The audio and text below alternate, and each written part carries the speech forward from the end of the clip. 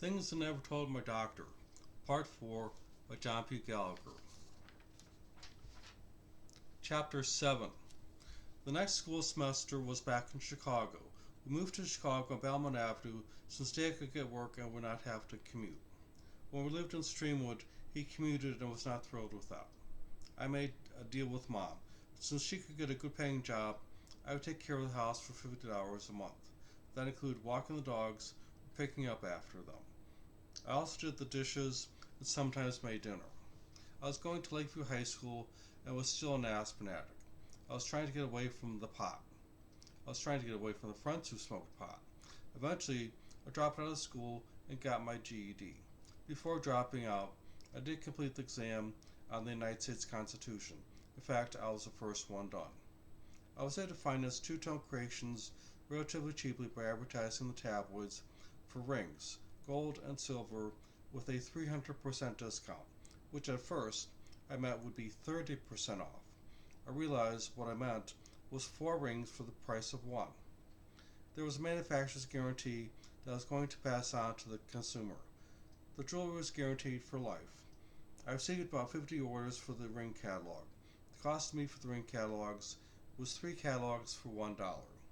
I sold the ring catalogs for $1 each, which was refundable with the first order. My bill for the advertising of the ring catalogs in the tabloids was paid in advance for my dishwashing job I had in Bloomington, Illinois. I was not able yet to find a new job in Chicago. The cost of the tabloid ads was $300. I decided to expand, so I added another catalog of solid gold jewelry. Gold jewelry was hot at the time. I expanded more and added a 1-2-3 catalog, which offered products that were 1. Museum reproductions, 2. Unique, and 3. Collectibles from around the world. To obtain the items for the catalog, I had a mailing list of foreign bargains from around the world. I sent everyone on the list a letter saying simply, "We are interested in your product or services. Please send us further information." My closing signature was President, since I thought that was what I, the owner of the company, would be called. I used a simple letterhead on the top of the letter and typed each letter individually. I sent out about 200 letters. Some came back as undeliverable since the United States was not on trade terms with those countries. I received sample products from various countries. From China, I received a letter on rice paper. The envelope was also made of rice paper. The letter said, "Thank you for your consideration." I received a ceramic pipe with the Mountain Goat painted on the bowl. From Australia, I received a 500-page directory of products available from their country, which was written in a language I did not know. They included a bill for the directory. I returned it. I advertised the 1-2-3 catalog in business magazines. My advertising for the 1-2-3 catalog was placed on credit of approximately $5,000. I could not afford the bill. Things were getting a little out of control. I decided that I did not know that well what I was doing. I decided that I needed to get a business degree. I shut down Two-Tone Creations, which I never incorporated. I got a change of address postcard for forwarding mail and for a new address. I wrote return to sender, out of business. Chapter 8. A short while after getting into college, it was my birthday. Charlie came for a visit with some pot for my birthday. He said, "Well, now you're 18. It was as though they thought there was some trust fund distribution coming that I must have not told them about. It was like they thought that now I would have to, and it would be surprising them all with their share. After Charlie left, I had some wine to celebrate. An hour later, I remembered I needed to study for an exam coming up the next day, so I had some coffee. I was playing my radio and Dad knocked on my bedroom door and told me not to play my music loud. I turned it down. He later came back to my door and forced it open. He yelled, "I told you not to play that music loud." He was standing there in his underwear and tank top, which were his pajamas. I was becoming more and more irritated with him. I think that was his plan, so all the kids would leave home. Another major problem was that the kids in the neighborhood were always running past my window yelling "fag." Because of all the chemicals in my system, I became irrational and yelled at Dad and kicked him in the groin. He pushed me and wound up by the window. I socked the window. I started to think I could put my head through the window and it would cut it off. Then I thought, if it did not, it would leave a nasty scar that I would have to live with. I decided not to put my head through the window. As the window broke, it fell on my arm and cut open a 3-inch gash. Blood gushed. I became weak and could not stand. I lay down on my bed. Dad put a tourniquet on my arm, which saved my life. Mom called the ambulance. They came right away since the hospital was only a few blocks away. The fractures glass were cleaned out of my arm. I was x-rayed and my arm was sewn up with a temporary closure. I was taken to my hospital bedroom. Dad slept in a chair at the foot of my bed. In the morning, the surgery was done on my arm. When I was home from the hospital, Mom said I had a phone call. He answered the call. The caller said, "We're going to talk to you. I figured it was some kid from high school." I said, "I don't think so. I'm in college now." I hung up the phone. We moved into Dad's mom's house so we could help her out. After a while, I completed my business degree. I enrolled in a computer science school. Throughout my schooling, I was hospitalized a few times, usually for 10 days each time. I vomited often. I had an occasional drinking habit and pot. Dad and Mom were taking vacations to Chicago to Wisconsin. Dad had a bumper sticker on his truck that said, "Escape to Wisconsin." Dad saw me looking at the bumper sticker and said to me, "Did you get that?" I said, "Yeah." He was scouting out a retirement home for him and Mom. He eventually convinced Mom to move there, since she was becoming fed up with the goings-on in our neighborhood. My grandmother signed over her house to the nursing home to pay her bill. I moved out on my own. Mom was going to pay my rent and some spending money until I finished school.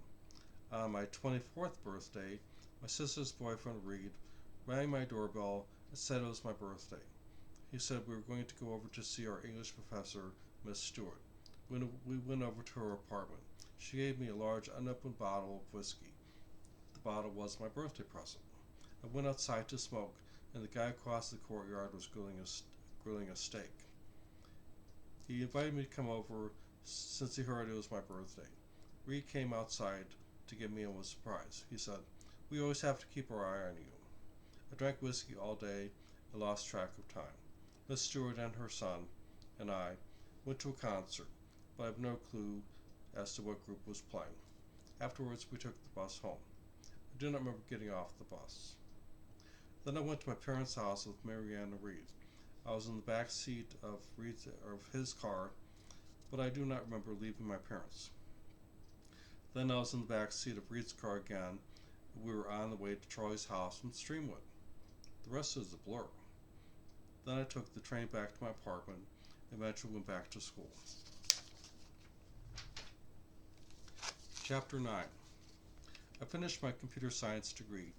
I was able to get a security guard job with a reference from my brother Patrick, who also worked there.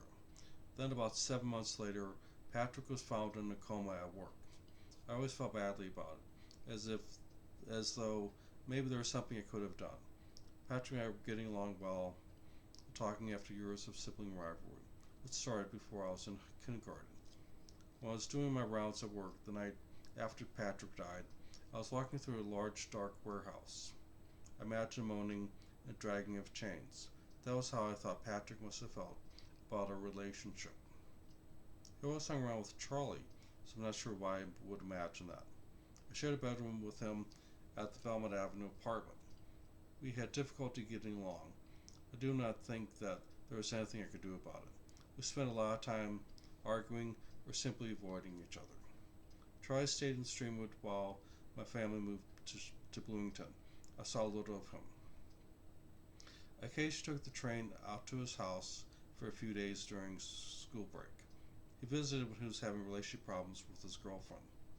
A year after getting out of school, I had a new job. My supervisor gave me my health insurance papers, which stated that they did not pay for pre-existing conditions. I felt that was going to be a problem.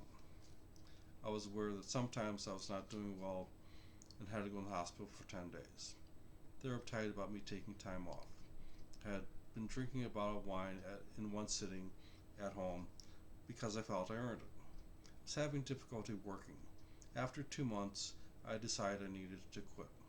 I filed for unemployment compensation. 3 weeks went by while I waited for my unemployment compensation decision. I received my last paycheck and used it to pay for my rent for the month.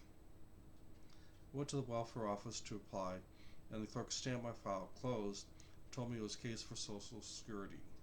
I laughed. I didn't know what he was talking about. He said, "That's it," as he shut his counter-winded blind. I left the welfare office not knowing what he was talking about. I thought, how could I collect Social Security at my age? I thought twice about calling Charlie since he was always partying, and after my job falling apart, that was the last thing I needed. I had been sure I would get unemployment compensation, but they denied my claim. They said I did not fight to keep my job. I spent my time selling my things. I was able to get a refund for a typewriter I had bought a few months earlier. I had noticed previously that the store sometimes had slightly used typewriters on sale. I got a refund based on reduced by a slight amount for some usage. I eventually ran out of cigarettes and had very little food. Although as usual, I did not think of eating being important. I eventually called my parents and asked if I could stay with them until I could pull myself back together. They said I could.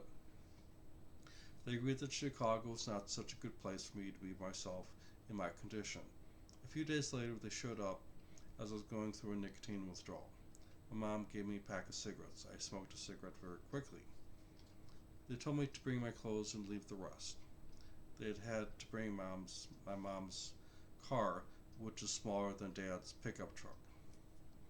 I took my clothes and left the rest behind, along with a very large painting of Dad's that I always regret. After a while at my parents' house, I could not take it anymore, and they decided I should go to the hospital to get help. I went, and that was where I was assigned to a psychiatrist, Dr. Walters, who has been my psychiatrist ever since. After a couple weeks, I was discharged to a halfway house for a month, and from there got public aid until my Social Security disability check came, along with my tax return. I decided to move to Madison, Wisconsin, where there seemed to be more things going on in the mass transit system to get around. Dr. Walters also had an office in Madison, so I could continue to see her. She was a rare find. I thought she was a really good psychiatrist.